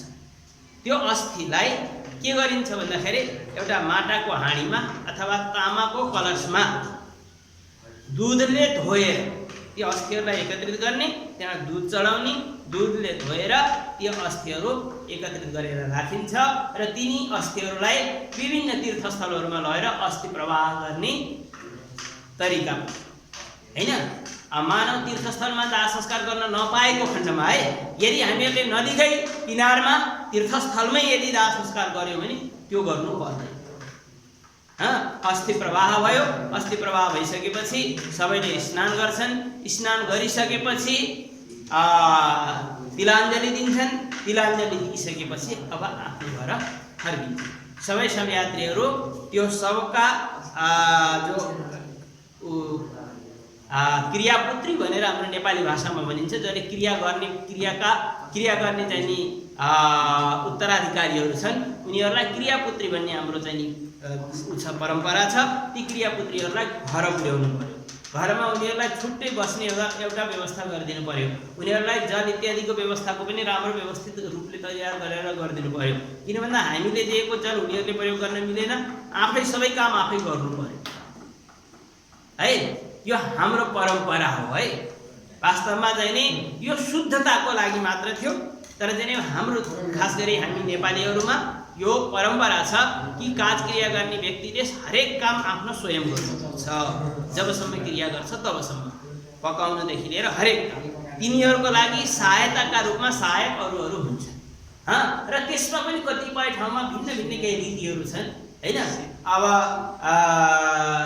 जस्तै कतिपय ठाउँमा कस्तो देखिन्छ भन्दा छोरीहरू पनि भएका विवाहित छोरीहरू छन् भने विवाहका छोरीहरू चाहिँ नि बुहारीहरू 5 दिनसम्म चाहिँ क्रिया नबस्ने, छोरा मात्रै क्रिया बस्ने, बुहारीहरू नबस्ने, छोरीहरू आएर 5 दिनसम्म सुरुमा छोरीहरू बस्ने, त्यसपछि 3-5 दिनका दिन गहत खाएर छोरीहरू शुद्ध हुने, त्यसपछि बुहारीहरू 6औं दिनबाट क्रियामा बस्ने छोरीहरू फेरि क्रियामा नबस्ने त्यस्तो पनि विधि चल्दो रहेछ विभिन्न ठाउँमा है। त्यसो हुँदाखेरि त्यसका लागि त के भयो भन्दाखेरि यहाँ हाम्रो ग्राम वचन भयो, आफ्नो गाउँको परम्परा हो, लोकाचार जस्तै हो। यस्ता लोकाचारहरू पनि विभिन्न ठाउँमा छन्। ती लोकाचारहरूलाई हामीहरूले धेरै खण्डन गर्न, त्यसमा विवाद गर्न चाहिँ उत्सुक हुनु पर्दैन। कुनै न कुनै रूपमा कुनै न कुनै तरिकाले मान्छेले बाटो फुकाएको सरलताका लागि वास्तवमा क्रिया गर्नुको मुख्य रूपले क्रिया गर्नुपर्ने चाहिँ नि एउटा छोराले गरेपछि अरूले सहयोग गरिदिए पनि हुन्छ। तर चाहिँ नि फेरि एउटा के भनेर हिजो हामीले कुरा गऱ्यौँ भन्दा जीवितो वाक्यकरणात् क्षयाय भूरि भोजनात् गयायाम पिण्डदानात् त्रिपुत्रस्य पुत्रता, अर्थात् 4 भाइ छोरा छन् भने यदि एउटा छोराले गर्यो भने त अरू छोरा त पुत्र भएन। त्यसो हुँदाखेरि हरेक पुत्रको चाहिँ नि दायित्व भयो। दाजुले गरेछ के भनेर भाइ उकेर बसेर पाएन।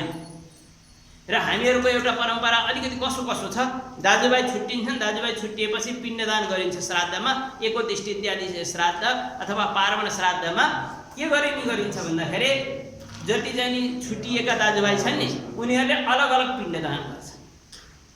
त्यहाँ पनि कसो कुरा नमिले जस्तो लाग्छ। के भन्दा जस्तै मान एउटा पितृ छ, एक दिन तिथि हो, 4 भाइ छोरा भयो भने त्यसलाई निम्ता गरिन्छ। निम्ता गर्दाखेरि ऊ आएर खाने भनेको एउटा पिण्ड हो, त्यो पिण्डको परिमाण छ हैन। त्यसले त्यो तृप्त हुन्छ भन्ने हाम्रो शास्त्रीय मर्यादा छ, मान्यता छ। भने यदि 4 भाइ छोराले 4 वटा पिण्डदान गर्यो भने त उसले त खान सक्दैन, अपच हुन्छ। जसले पहिला गर्यो उसको खायो, अरू त्यतिकै भयो हैन। त्यसो हुँदाखेरि पिण्डदान के भनेको छ भन्दाखेरि ब्राह्मण भोजन गरिसकेपछि शेषान्नम किम करणीयम इष्टैः बन्धुभिः सह भोक्तव्यम भनेर भनिन्छ। भनेपछि त त्यहाँ बन्धुवी इष्ट जो छन् तिनीहरू अलग अलग हुने होइन, सबै मिलेर श्राद्ध कर्ममा दाजुभाइहरू सबै मिलेर सहभागी हुनुपर्छ भन्ने कुरा। अब घरमा आइसकेपछि के गर्ने? घरमा आइसकेपछि यहाँ पनि केही परम्पराहरू छन्। घरमा आइसक्यो, आएपछि उनीहरूलाई बस्ने ठाउँ निर्धारण गरिएको हुन्छ। त्यस दिन पहिलो दिन यदि दाह संस्कार गर्ने व्यक्तिहरूले बिहानदेखि अन्न सेवन गरेका छैनन् भने हामीहरूको परम्परा है, अलग अलग ठाउँमा केही भिन्न होला। हामीहरूकोतिर के छ भन्दाखेरि काँचा केरालाई काट्छन्, त्यहाँबाट मजाले घिउमा भुट्छन्, मजाले घिउमा भुट्छन् है। त्यो भुटेर त्यो केरा खाने त्यस दिनका लागि पहिलो दिन केरा खाने। केरा खाएपछि त्यस दिन अरू चिज खानु भएन, अन्नको सेवन गर्न पाइएन है।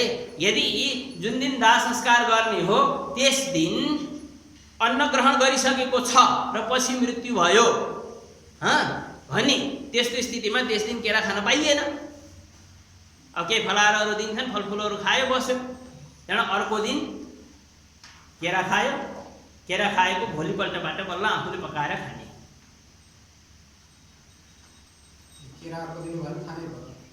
अर्को दिन भए पनि केरा खानु पर्यो, यो परम्परा हो, यो पनि लोकाचार हो।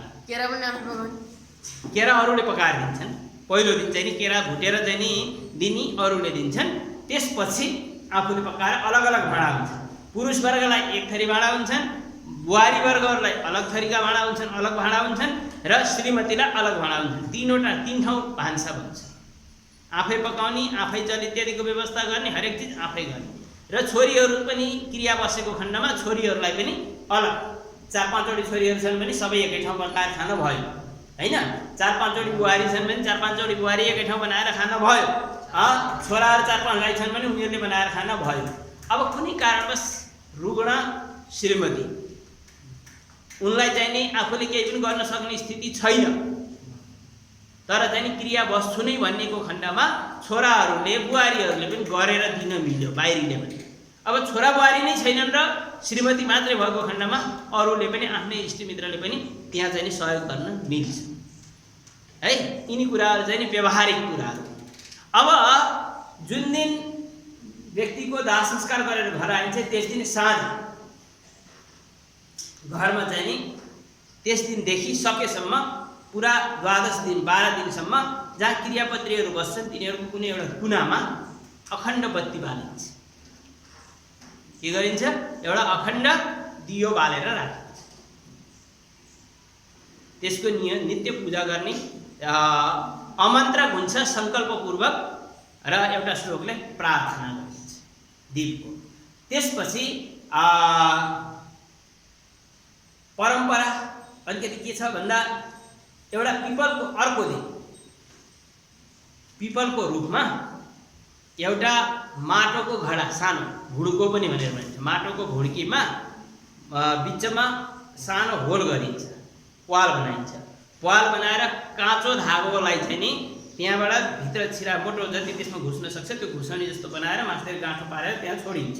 त्यसपछि त्यो पिपलको उसमा हाँगामा कुनै ठाउँमा त्यो माटोको घडालाई राखिन्छ र तलतिर एउटा शिला राखिन्छ। मासतिर दूध र जल दूध जल चाहिँ नि मिश्रण गरेर दूध जल जौ तिल कुश यी सबै चिज मिसाएर छोराले त्यसमा चाहिँ नि जल भरिदिन्छ। पिण्डदान गरिसकेपछि घटदान भनेर भनिन्छ। त्यो घटदानमा चाहिँ नि त्यहाँ जल भरिन्छ हैन। त्यसमा पनि केही मन्त्रहरू छन्, ती मन्त्रहरू मैले क्रमैले भनिदिन्छु। त्यसपछि सायंकाल घरको जो द्वार हुन्छ, जुन कोठामा उनीहरू बस्छ अथवा घरको मुख्य द्वारमा अरूहरूले स्पर्श गर्नु भएन, आफै थोरै गाईको गोबरले दुईतिर त्रिकाटी भनेर भनिन्छ। त्रिकाटी भनेको तीनवटा काटीले युक्त भएको, यसरी चाहिँ नि त्रिकाटी यस्तो बनाएर यसरी चाहिँ त्रिकाटी बनाइएको हुन्छ। यसरी त्रिकाटी भैँमा राखिन्छ। यसरी यहाँ त्रिकाटी राखेर यहाँ माथि एउटा दुनो, एकसरे दुनो भनेर एउटा पातको दुनो बनाउने चलन छ। के त्रिकाटी बनाएर दुईटा त्रिकाटी बनाउने, द्वारमा राख्ने है। देब्रेतिर यसरी अब यो द्वार भयो, घरको द्वार मुख्य द्वार भयो हैन। अब यहाँबाट हामी प्रवेश गरिन्छ। एउटा त्रिकाटी यहाँ यसरी राख्नु पर्यो, एउटा त्रिकाटी यहाँ यसरी राख्नु पर्यो। बुझ्यो? अब यी त्रिकाटीमा यहाँ चाहिँ एकसरे दुना राख्ने चलन छ अथवा माटाको पाला राख्ने चलन छ है। के यिनी दुईटामा, एउटामा दुध जौ तिल, एउटामा जल जौ तिल कुश सहित यहाँ राखिन्छ है। र संकल्पपूर्वक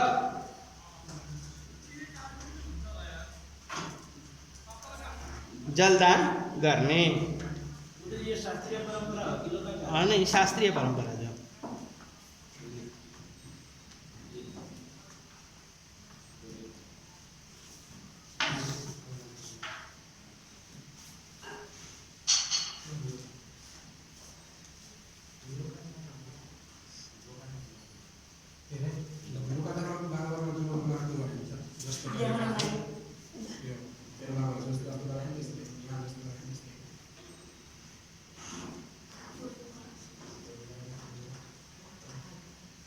अब यो जल अर्पण गर्दा, दीपदान गर्दा प्रयोग गरिने दुई तीनटा महत्त्वपूर्ण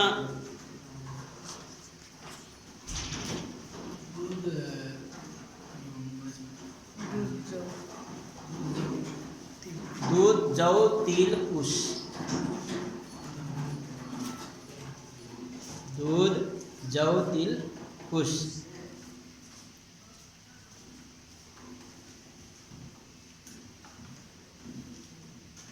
एउटा चाहिँ नि अब अखण्ड दीप बनाउने, अखण्ड दीप बनाइसकेपछि अखण्ड दीपको चाहिँ नि साँझ बिहान पूजा गर्ने सङ्कल्पपूर्वक। अब सङ्कल्प गर्दा चाहिँ नि अद्य गोत्रस्य गोत्रायाः, अब जे गोत्र हो है, अथवा गोत्रायाः, गोत्रस्य या गोत्रायाः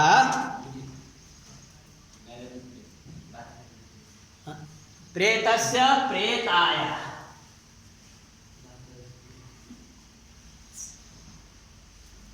अमुक प्रेतस्य अथवा प्रेतायाः प्रेतस्य प्रेतायाः यममार्ग संतरणोपकारकः यम मार्ग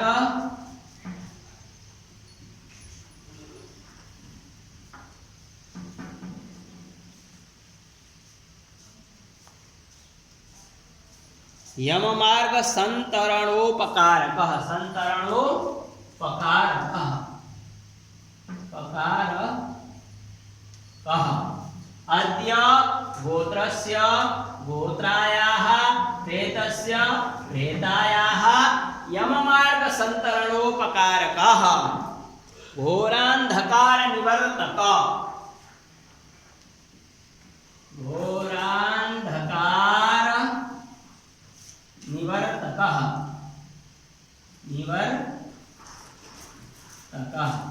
घोरान्धकार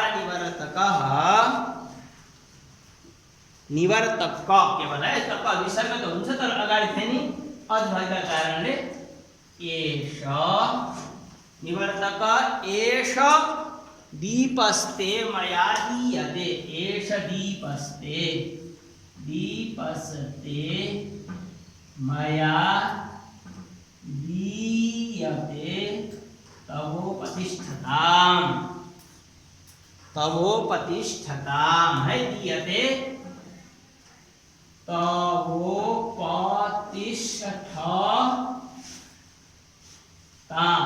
भन्ने हातमा तिलानी जल लिएर संकल्प गरेको हुन्छ जौतिर पुष्का टुक्रा लिएर संकल्प गरिन्छ हैन जौतिर पुष्का टुक्रा र जल सहित संकल्प गरेको संकल्प पदार्थ छोड्दिने त्यसपछि हातमा एउटा सेतो पुष्प लिएर या पातीका फूल लिएर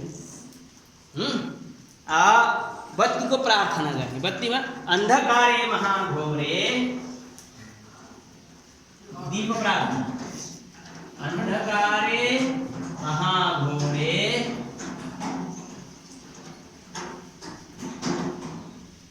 अंधकारे महाघोरे रविर्यत्र न दृश्यते रविर्यत्र न दृश्यते रविर्यत्र न दृश्यते अंधकारे महाघोरे रविर्यत्र न दृश्यते तत्रोपकरणार्थाय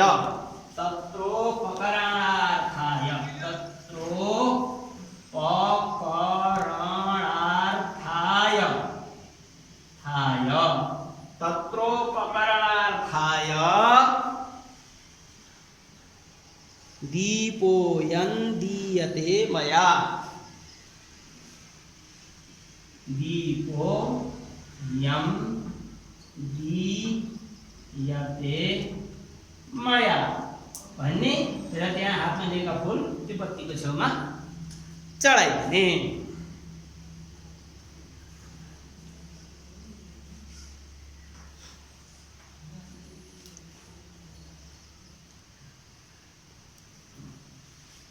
यो दीपदानको चाहिँ संकल्प भयो है यो के थियो दीपदान संकल्प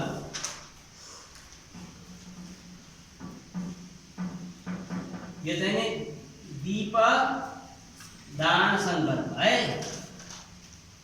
बुझ्यो नि कुरा अर्थात् त्यो साँझ अखण्ड दीप बालिएको छ त्यहाँ साँझ बिहान पूजा गर्दाखेरि यो गर्नु पर्यो दीपदान संकल्प भनी अब घटबन्धन पूर्वक जलदान जो घट कुम्भ राखिएको हुन्छ पिपलको बोट मुनि त्यसको चाहिँ नि संकल्प के फेरि वही गोत्र गोत्रे प्रेत प्रेते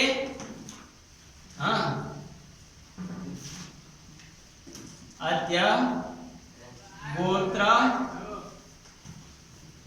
गोत्रे है प्रेत प्रेते गोत्र गोत्रे प्रेत प्रेते दाह जनित तापोपशमनार्थम दाह जनित तापोपशमनार्थम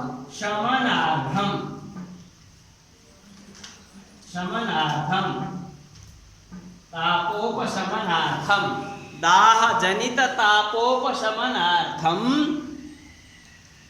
महापथ गमन जनिताध्व महापथ यो सबैभन्दा ठुलो यात्रा हो महापथ गमन जनिताध्वताप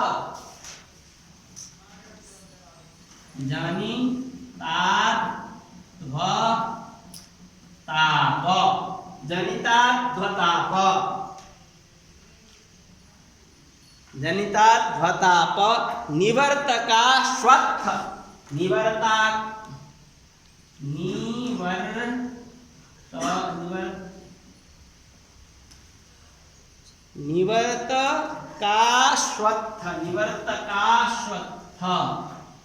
अश्वत्थ देखो अश्वत्थ की निवर्तकाश्वत्थ शाखावलंबित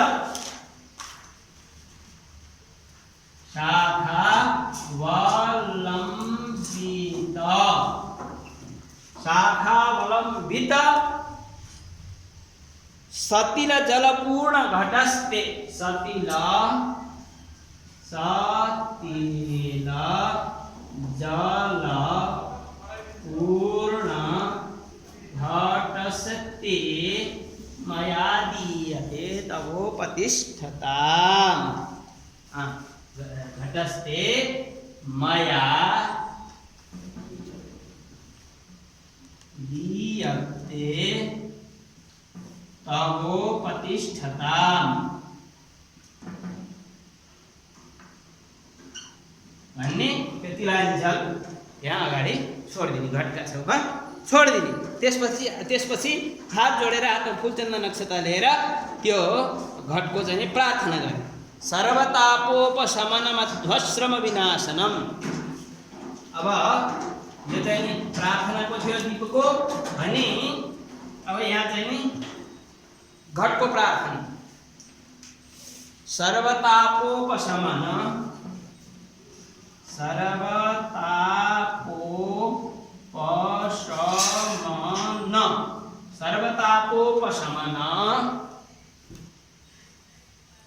मध्वश्रम विनाशनम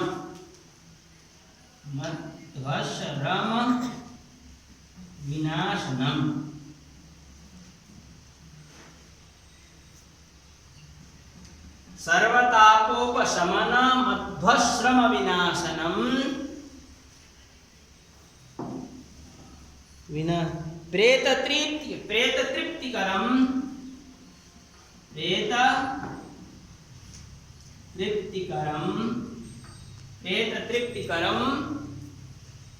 वारी पिब प्रेत सुखी भव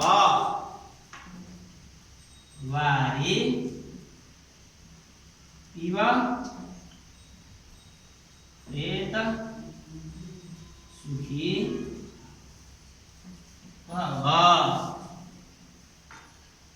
भनेर यो कुम्भ जो घट छ त्यो घटमा फुलचन्दन अक्षता चढाइदिने।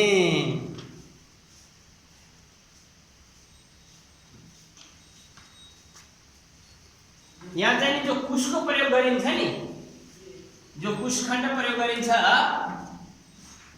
कुशखण्ड चाहिँ नि त्रिकुश हुनुपर्छ है कुशखण्ड त्रिकुश हुनुपर्छ यो संकल्पादिमा त्रिकुश हुनुपर्छ।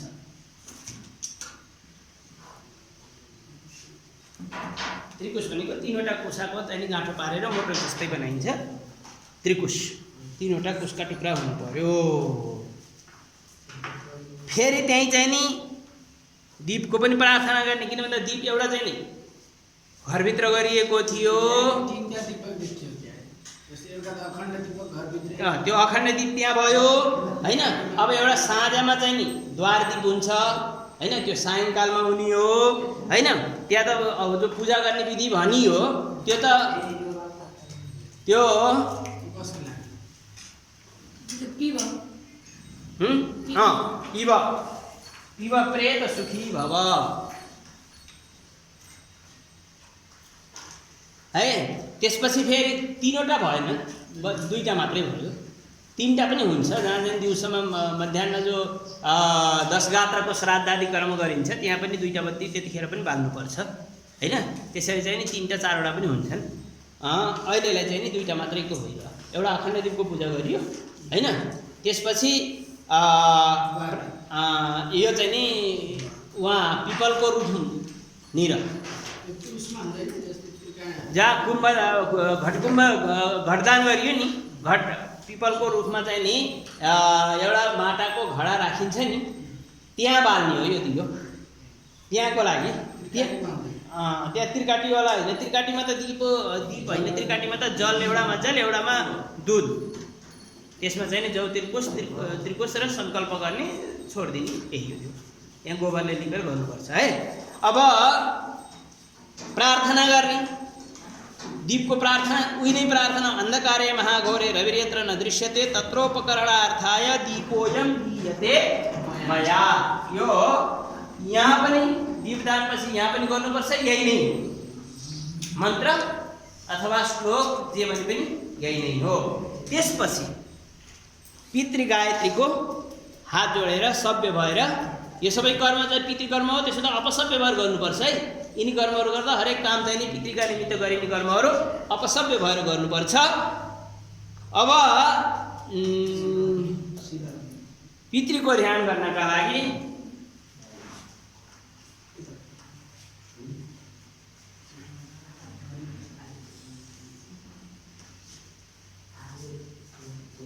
यो पितृगायत्री पनि भनेर भनिन्छ है।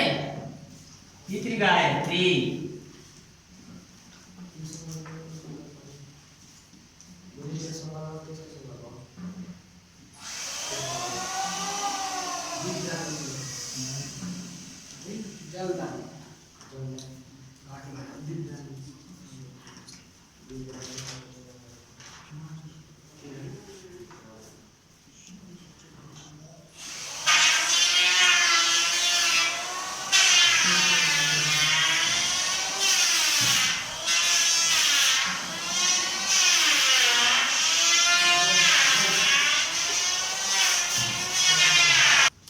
अनादिनिधनो देवः शङ्खचक्रगदाधरः अक्षय्यः।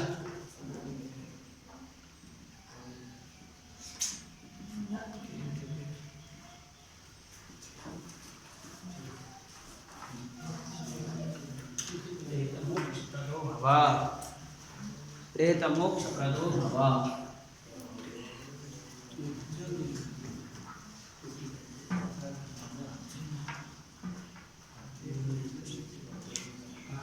यो चाहिँ पितृगायत्री हो। अनादिनिधनो देवः शङ्खचक्रगदाधरः अक्षय्यः पुण्डरीकाक्षः प्रेतमोक्षप्रदो भव। पितृगायत्री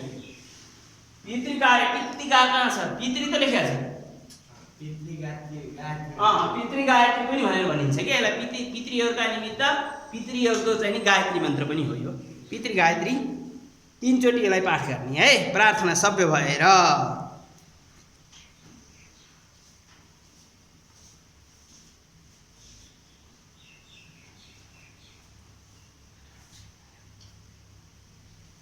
अब एउटा श्लोक लेख्छु, त्यसपछि अक्षय्यः।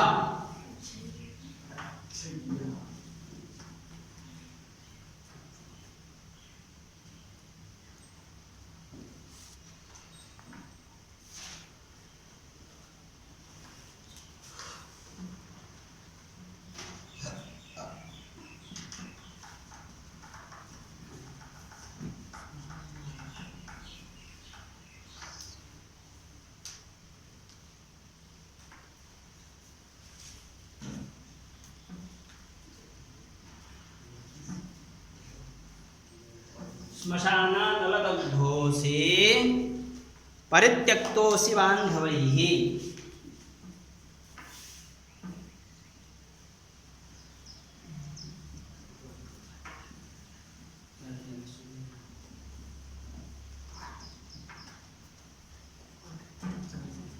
परित्यक्तोऽसि बान्धवैः। इदं नीरमिदं क्षीर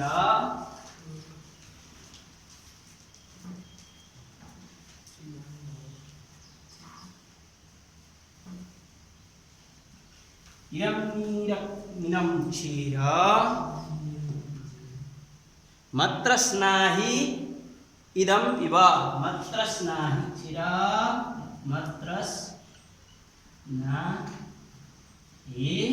मत्रस्नाहि इदं पिब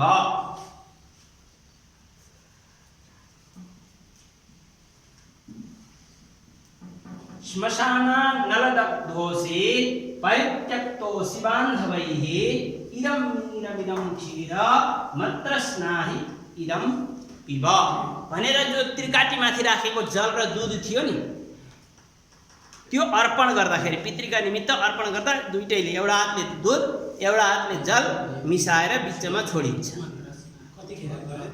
साँझमा घरमा चाहिँ नि द्वारमा जहाँ क्रियापत्रीहरू बस्छन् अथवा घरको मूलद्वार हुन्छ त्यो मूलद्वारमा दुईवटा त्रिकाटीमा राखेका त्यो दुध लिएर यसरी चाहिँ नि यसरी छोडिन्छ है।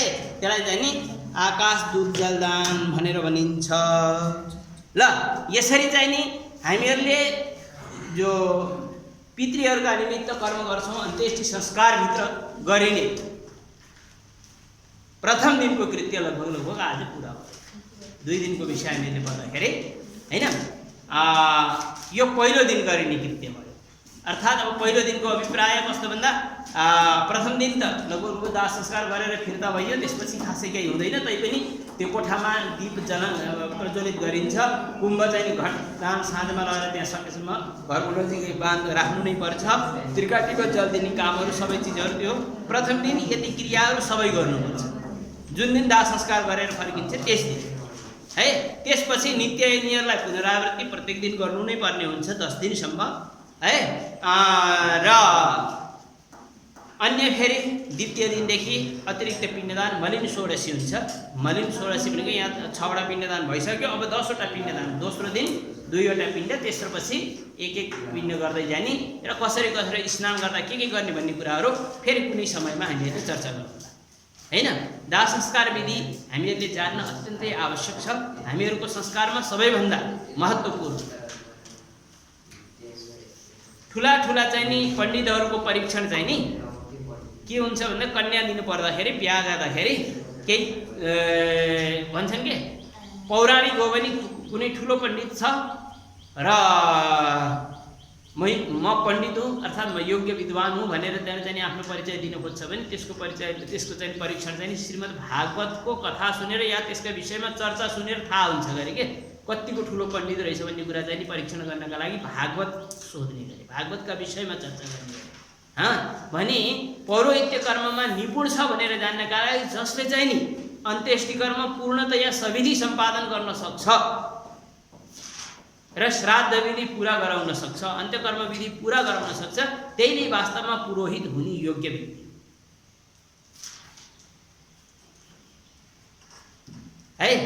त्यसो हुँदाखेरि हामीहरूले जानेका कुरा जे कुराहरू हामीहरूले सिक्यौँ तिनी कुराहरूलाई बारम्बार अभ्यास गर्ने र त्यसलाई चाहिँ सकेसम्म चर्चा गर्ने, तयारी गर्ने र तिनीहरूलाई हामीले समाजमा गएर केही कमी कमजोरी छन् भने त्यहाँ पहिला आफूले हेर्ने, आफू धेरै अगाडि जान्ने भएर बोल्नु पनि हुँदैन। कसरी गरिरहेका छन् एक ठाउँ दुई ठाउँ हेर्नुपर्छ, अवलोकन गर्ने। अनभिज्ञ भनेर अवलोकन गरिसकेपछि केही कुरा नयाँ थाहा पाउँछौँ भने केही कुराहरू छोडेका कुराहरू थाहा पाउँछौँ। त्यसपछि त्यहाँ जानेका मान्छेको त्यहाँ जो पुरोहितले जो पण्डितजीले कर्म गराइरहेका छन् तिनीलाई यसरी होइन यस्तरी गर्नुहुन्न भनेर हड्काउने होइन, उनीसँग उहाँसँग बसेका। किन भन्दा मैले जबसम्म जानेको थिइनँ होइन त्यो मान्छेले हाम्रो संस्कारलाई बचाइराखेको। त्यसो हुँदाखेरि हरेक मान्छेको चाहिँ हामीले सम्मान पनि गर्न सिक्नुपर्छ। उसले त जान्दैन भनेर चाहिँ हकार्नु पनि हुँदैन। गलत गरेका ठाउँमा चाहिँ यस्तो होइन यस्तो गर्नुपर्छ, आजसम्म हजुरले जे गर्नुभयो धेरै राम्रो गर्नुभयो, अब यसरी गर्नुहोस् भनेर हामीले सिकाउनुपर्छ जानिसकेपछि है। ल आजलाई चाहिँ हामीहरूले यही विश्राम गरौँ।